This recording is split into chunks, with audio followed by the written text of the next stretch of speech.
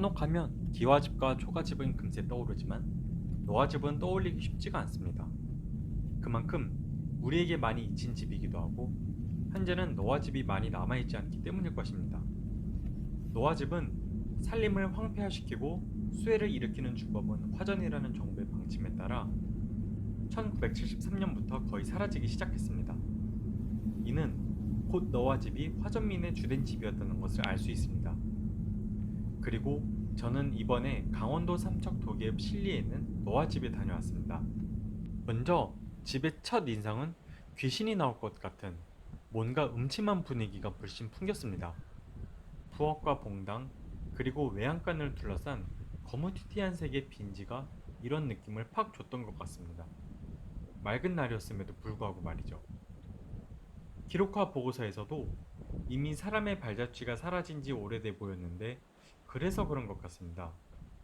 하지만 지금 와서 다시 생각해보니 오히려 예전 모습 그대로 내려오고 있는 듯해서 이게 더 자연스러운 모습이 아닌가 싶기도 합니다. 제가 본 너와 집의 가장 큰 특징은 지붕의 재료인 너와와 그리고 평면 구성이었습니다.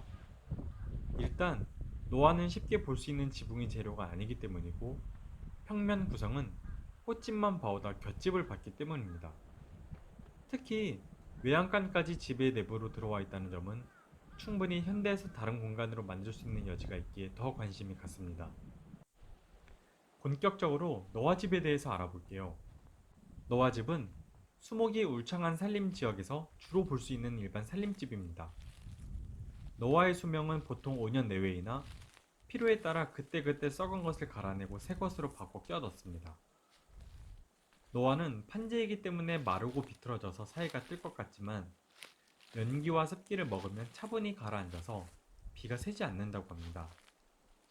여름에는 노와 사이의 틈새로 환풍이 잘 돼서 시원하고 겨울에는 지붕 위로 쌓인 눈이 틈새를 막아서 단열 효과를 한층 높여준다고 하네요. 그리고 이 눈이 아니어도 자체적인 단열 효과가 뛰어난다고 합니다. 그래도 이렇게 판재를 만드는 것도 그 당시에는 결코 쉽지 않았을 텐데 거기에다가 지붕을 봐가면서 썩은 노화를 교체하는 일도 보통 일은 아닐 거란 생각이 듭니다. 뭐 하나 가려면 돌도 드러내야 할 거고 통나무를 드러내야 할 수도 있고 말이죠. 노아집 지붕의 형태는 박공, 우진각, 합각까지 다양한 형태를 보이고 있으며 오늘 우리가 본 도기읍 실리의 노아집은 합각 형태의 지붕입니다.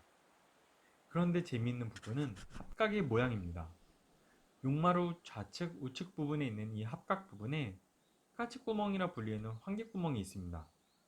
아무래도 외양간이 안에 있고 부엌의 경우에는 추위 때문에 사롱창을 크게 내지 못해서 이런 구멍이 있는 것으로 보입니다.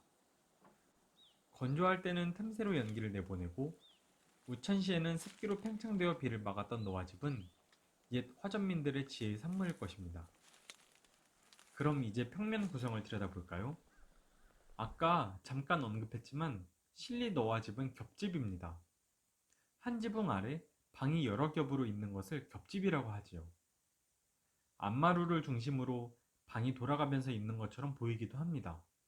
그래서 노아 집의 원래의 명칭은 둘레둘레 돌아가며 주위에 실들이 있다 하여 둘거리집, 두루거리집, 둘레집, 둘리집, 두리집, 두렁집으로 다양합니다. 여기서 괜히 좋았던 것은 칸에 구애받지 않는 공간 분할이었습니다. 저는 지금까지 방의 크기가 기둥 4개로 둘러싸인 하나의 칸으로 이루어져 있는 것만 봐서 왜 더 자유롭게 칸을 활용하지 못했을까 하는 의구심이 있었습니다. 그런데 여기서 칸의 자유로운 공간 분할을 봤습니다. 두 칸을 한 칸 반 크기의 방과 반 칸 크기의 방으로 나눈 것을 보고 왠지 답답했던 의아함이 풀렸습니다. 그리고 화장실도 별도로 떨어져 있지 않아서 다행이다라는 생각이 들었습니다. 물론 동선은 밖으로 나가야 하지만 말이죠. 근데 왜 이런 생각이 드는지는 저도 잘 모르겠네요. 좌우간 이 겹집의 구성을 보면 앞쪽은 외양간 사랑방 도장으로 되어 있고 뒤쪽은 부엌과 안방이 있는 걸로 보아 정면 쪽은 사랑채, 배면 쪽은 안채 역할을 하는 것을 알 수 있습니다. 먼저 정면부터 보면 제일 우측에 외양간이 있고 그 옆에 주 출입구, 사랑방, 도장이 있습니다. 외양간이 집 내부에 있다는 것이 참 특이한데 이는 가축이 중요한 재산이어서 관리를 잘 하기 위함이었습니다. 외양간 벽체는 빈지라고 하는 나무 판재를 설치해서 냉수로부터 보호했습니다. 그리고 외양간에는 다락이 있어서 겨울철에는 가축에게 먹일 여물들을 저장해 놨다고 합니다. 빈지 틈새로 여물통인 구유가 보였는데 지금은 청소도감이 되어버렸네요. 정지 이외의 공간은 봉당이라고 하는데 외양간 쪽 봉당에는 아궁이가 있어서 겨울철 가축을 따뜻하게 하는 역할도 했습니다. 그리고 이쪽에 주출입구가 있는데 모든 출입구가 막혀 있어 외부만 볼 수 있다는 것이 너무 안타까웠습니다. 출입구 옆에 있는 사랑채는 볼 수 없었지만 그래도 도장은 사롱창을 통해서 볼 수 있었습니다. 도장은 주로 곡식을 저장하거나 귀중품을 두는 곳이었다고 합니다. 그리고 방으로도 사용되는 경우가 있어서 도장방이라고 불리기도 합니다. 또한 긴밀한 장소로서 여자들의 출산 공간으로 쓰이기도 했다네요. 방의 천장을 보면 고미반자로 되어 있고 지금 이렇게 사롱창을 통해 보고 있는데 크기는 작다 하더라도 겨울에는 찬바람이 엄청 들어왔을 것 같습니다. 그래서 여기를 따로 막기도 했었는지 궁금해지네요. 이제 집의 우측면을 보면 마치 여기가 정면 같은 느낌이 듭니다. 실제로 우측면이 남서향이기도 하고요. 지붕의 모양을 봐도 여기가 정면처럼 느껴졌는데 기록화 보고서를 꼼꼼히 읽고 나서야 여기가 우측면이라는 것을 알았습니다. 우측면을 보면 외양간 앞쪽으로 통시가 붙어있고 통시는 변소입니다.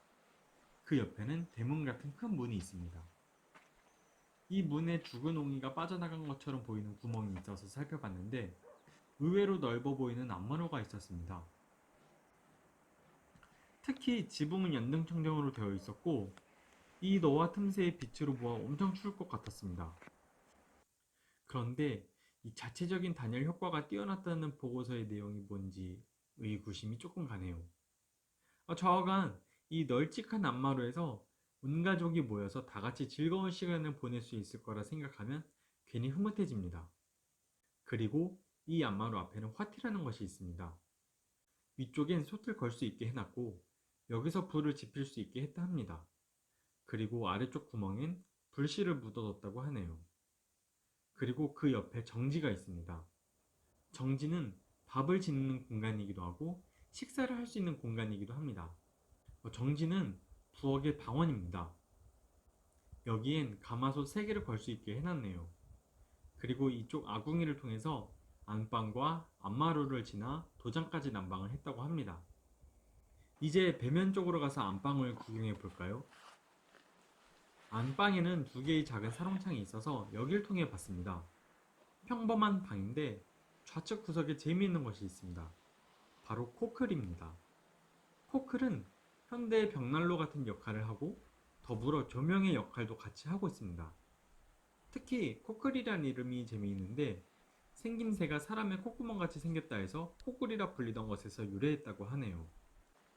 이렇게 방들을 모두 살펴봤는데 정말 사랑채와 안채가 한 지붕 아래에 있는 것처럼 보였습니다.